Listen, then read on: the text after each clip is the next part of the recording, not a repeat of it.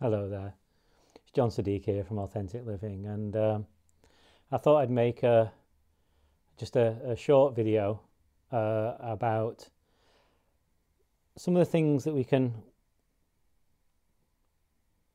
do, perhaps might be the right word, to have a better experience over the Christmas and New Year holiday period. Um, it's something I've been thinking about a bit because I'm going to be giving a talk on this in the next couple of days, and or I may have actually given it by the time you're watching this. Um, and I just thought, well, what are the kind of simplest things we can do to make this time, a more kind of loving, kind time for ourselves and our relationships with others?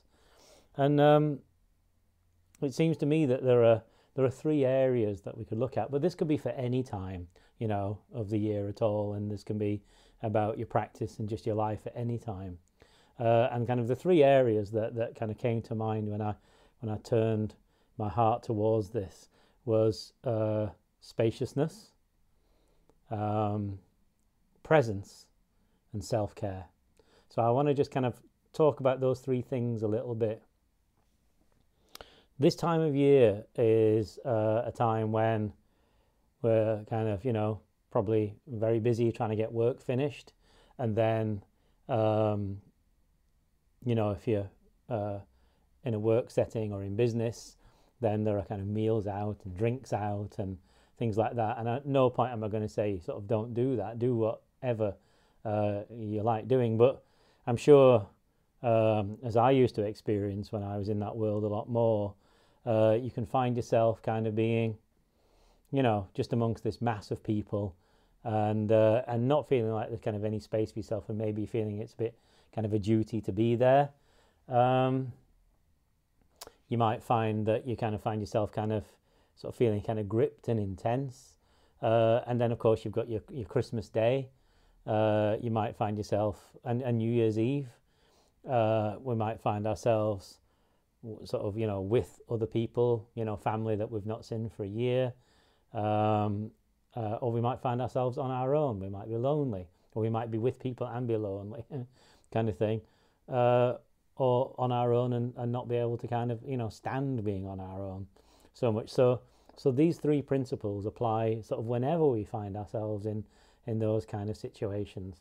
So the first thing I would urge you or invite you to do is to allow yourself more spaciousness in your life.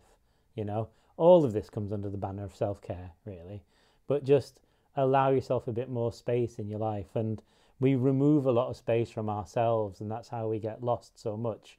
So because we fear space, we've been taught to fear space, and we generally kind of equate it with death. Whenever we have a break, we tend to kind of try to anesthetize or fill ourselves up because we've not learned to deal with kind of our difficult emotions and things like that, and things that are kind of underneath.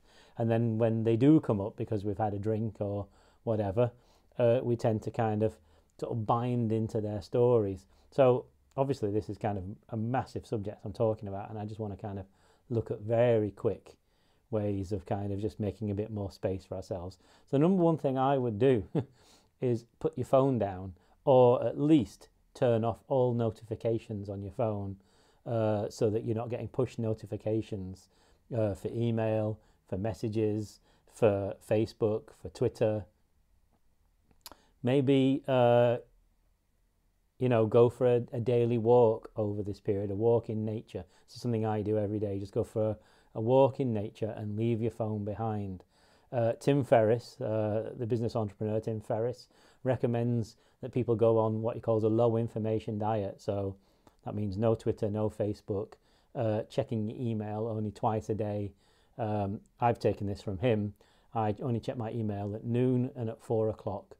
And then I don't have a PA or a secretary or anything like that. So if I did, I would delegate the checking of the email to another person, and then have a kind of a meeting with that person, just so that if there's any emails that they can't deal with, then I would kind of say, this needs dealing like this, and then you allow your PA or your secretary to do that. uh, being sort of a solo person and not having help in that way at this time, I just only reply to mails that really, really need replying to. I don't reply to thank yous back and things like that. So just minimizing the emails and allowing yourself just to kind of have that bit of space. So maybe a daily walk in nature, turning off your notifications, and allowing space.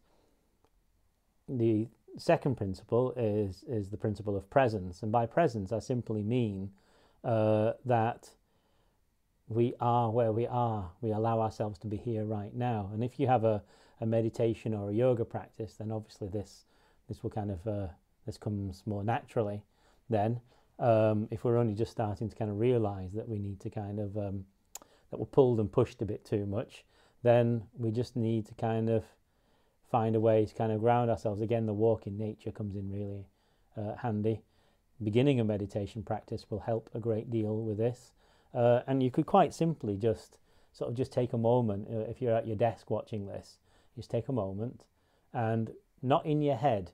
There's a funny thing about kind of spiritual practice and mindful practice is that people think that you're doing something with your head, and you're not. The mind really can't be tamed, but the mind will behave when we kind of drop into the greater intelligence of our bodies and into our kind of deeper, truer consciousness. The mind begins to kind of, we can actually then see the thoughts in the mind and how they're pulling us and pushing us and how they've been conditioned and so on. So you can just simply notice that you're breathing, and your mind might even say, I've got no time for this. Well, you can carry on doing exactly what you're doing, or you can just take a moment back and for one breath only, just notice the breath moving in your body. If you'll allow yourself more than one breath, you can you just kind of begin to rest with that. Maybe even put your hand on your abdomen. I like to put my hand on my heart at the same time. And even just that physical contact with yourself kind of brings you back. No one will notice if you're just sitting like that while you're kind of working, you know, or whatever. So just allowing yourself to kind of come back. Again, one thing that shows us that we're not in presence, that we're not in the here and now, and therefore able to respond. We become reactive if we're not in a open, more responsive mode, and reactivity makes for bad business, makes for bad relationships because we don't actually meet each other. We're not capable of actually acting on what's kind of coming in right now. You know, we're not capable of that. We tend to kind of get very messed up with things, or don't do them, you know, in a way that kind of is the best response. The thing to look for is if you find yourself kind of gripped and kind of either lost in a thought of the future or lost in a thought of the past, or a feeling of kind of gripping intensity. And it's not like chill out, man, relax, everything is kind of nothing matters. It's not that. It's just that from that gripping place, we will be reactive. Whereas from a more kind of spacious, grounded awareness, we will be able to meet ourselves and take care of ourselves, and able to meet others. The other reason that that sacred practice and meditation and so on actually has very little to do with the head, and life hasn't got much to do with the head at all, even though that's all our school training and so on, is that if you think about it, you know, and we can do this on the level of thought, think about any decision that you've made just in the last 5 minutes today, in the last, you know, week, in the most important decisions in your life. You didn't make those decisions with your head. You made them with your heart. And we make decisions out of one of two things. We make decisions either out of love or out of fear. If we're honest with ourselves, we make decisions out of love or fear, and that's all. And so being able to come down into the kind of the greater intelligence of the body, for example, where, you know, where we actually live, rather than up in the kind of attic all the time, we can then kind of, you know, again view and be honest with ourselves that maybe we're operating out of fear, you know, are we operating out of love? Do we even know what love is? But that's a whole other conversation. That was the beginning of my path, when I realised that quite radically that I didn't know how to love, and that it wasn't a doing thing, and I hadn't been taught. I didn't know. And then you have to learn, of course, and heal and that. So, you know, that is how the kind of path unfolds, by meeting those things honestly. And the third thing, but the whole thing is just like a cycle really, is of course self-care.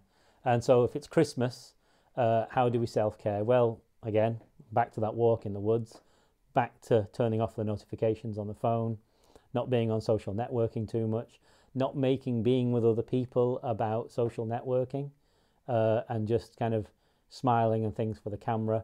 Maybe leave the phone at home, or if you do want to take a couple of photos, take an actual camera with you. Or if you are using your phone, put it in airplane mode, use it just for photos and sort the pictures the next day or something like that. But and then just don't have the phone on the table when you're with another person, because there's always the tendency to pick it up. Just keep it in your bag. But other kinds of self-care, well, I make a daily juice. So this is a juice that I've made today, and this is fantastic. But it's apple, celery, lemon, ginger, turmeric. That's why it's yellow, not green, because I put fresh turmeric in everything, pretty much, that I can put it into, because it has such a healing effect on the body. So cleansing. And then, so this doesn't mean that you can't go out for a drink or anything like that, or you turn into a juice freak like myself. But instead, you nourish yourself, you know, during the day, and then enjoy yourself, you know, through the rest of the time. Or if you are out with friends and you're having food, then allow yourself a tiny positive upgrade. I call it upgrading. And what I don't try to do is I don't try to be like super healthy and have an imposed idea on myself. I'm honest about where I am right now, and then I allow myself to kind of take a tiny step. So what's a slightly healthier version of this, you know, but not crazy idealized, because that's just in the mind again, but actually wanting to take care of myself. So what's the kind of, you know, if you are out on a do, just drink champagne all night, darling. You know, just be champers, darling, rather than mixing your drinks and things like that. Other ways of looking after yourself is if you find yourself on your own, or, you know, feeling a bit lonesome, then make the whole thing about self-care. What things can you do to self-care? Put a bit of geranium oil in your bath. That makes you feel so loved. When you get up in the morning, instead of picking up your phone first thing, remember, email only at noon and at 4 o'clock, notifications off. So instead of picking up your phone and saying, you know, does anybody love me, which is kind of what I used to do, you know, has anybody replied to my thing?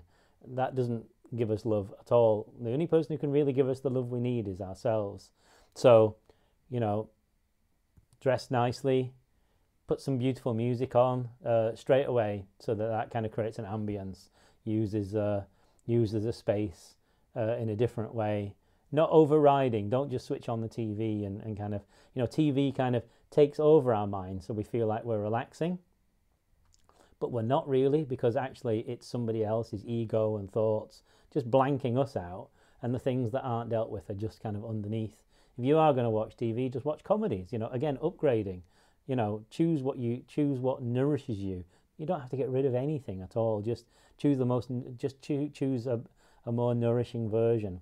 And then if you're around other people, and say it's like, you know, New Year's Eve or Christmas Day dinner or something like that, and you're with that member of the family who always sets you off, there's a beautiful thing from when I work with people who are suffering with codependence or addiction, or who have people who are addicted in their lives. So I'll share this with you. There's a little saying that I have, which is, I give you back to the universe. So what we normally do is we normally get involved with a person, and we try to kind of you know, get them to change their views or something like that, or kind of behave in a different way. But when that person isn't around you, they're just part of the universe. And before you ever met them, or if it's your husband or wife we're talking about, or your partner, or your friend, or your boyfriend, or your girlfriend, before you met them, they were just part of the universe. You know, if you're of a spiritual bent, you might say, I give you back to God. So you literally just give them back to themselves, give them back to the universe, which is loving, you see. It's compassionate. It's not, I reject you, I push you away, or I'm going to beat you down with my ideas. You don't have to join in. You just say to yourself, I give you back to the universe. And in fact, you can say that to yourself too. I give myself back to the universe. And we can say that if we're on our own and alone as well. I give myself to the universe. And you allow yourself to feel that spaciousness around you. So you see, it does go in a cycle. These are just a few simple ideas. I wanted just to make an under 20 minutes video looking at some of these things. So I'm going to leave you there. But we can use this time, you know, this week or few days that you're off, or, you know, if you find yourself going into work to get away from things, then you can use that space in the same sort of way. Put a little kind of card on your desk that you've written on, you know, I give myself back to the universe, and I will take care of myself, upgrade. Just a little reminder for yourself, kind of stuck in the middle of your computer screen or something like that, or on the fridge door. And yeah, maybe, you know, leave a comment down below and tell us how you will take care of yourself over this period, and we could share some of those in another video. Yeah, please let us know how you're getting on, and kind of what you will do. Thank you if you're a subscriber to this channel. You know how much your being on the path with me means to me. It means everything. It's wonderful. If you're not a subscriber to this channel, please do subscribe. Please give this video a thumbs up, because it gets it seen by more people in the recommended list at the side. And yeah, if you do need some meditations or something like that, I've just put the new Heartful Path meditations out.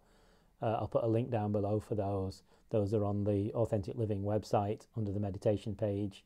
There's some presence-based meditations as well. There's lots of meditations on this YouTube channel, on Insight Timer and so on. So those are free. The kind of the deeper work, those are on the website. Have a beautiful Christmas and New Year.